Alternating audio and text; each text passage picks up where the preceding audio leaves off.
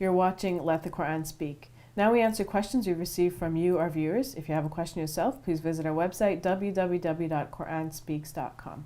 Okay, Brother Shabir, this question here. You mentioned in a previous question and answer session that individuals who have committed major sins will eventually go to heaven as long as they're Muslims. So this person is contrasting this to someone who had committed minor sins, and not those major atrocities, but died as a non-Muslim and is punished in eternity in hellfire. So the person is saying, how is this just? Obviously, most individuals will find that this is not just, and we should not attribute things which are so clear to the vast majority of people as being unjust to God. We shouldn't attribute to God such actions which most people will abhor. Because what God does is decent, is kind, is merciful, is benevolent, and is just. And He has given people the basic sense to recognize justice and to see injustice and to abhor injustice. And He has mentioned in one of the Hadith Qudsi that He has prescribed justice for Himself and not injustice. He has forbidden Himself from committing injustice.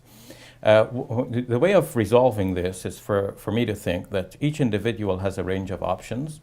And the good individual is the one who generally picks the good options from within his or her range.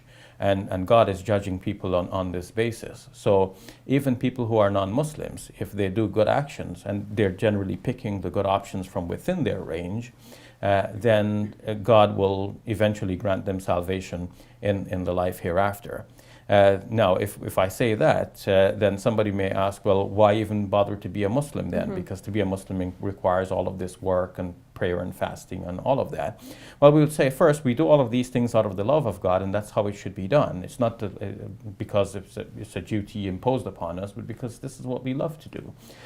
Second, there are many degrees in paradise, and God may place people in various levels of paradise depending on the actions that they perform. So each action has a certain consequence. A good action has a good consequence, and we will reap those consequences in the life hereafter. Those who haven't performed certain actions will not get the same consequence or the same good and great benefit in the life hereafter.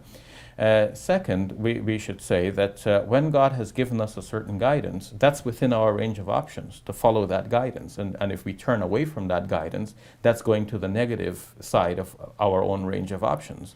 So, and then we will be blameworthy because within our range of options, we fail to pick what is good and we actually picked what is bad. All right, thank you for that, Brother Shabir. You're welcome. And that's all the time we have for updates and additional information. Please visit our website, www.quranspeaks.com. And write to us, because your comments and questions help guide the show. I'm Safiya Ali. For all of us here at Let the Quran Speak, thank you for watching. I'll see you next week. Allahu Akbar, Allahu Akbar.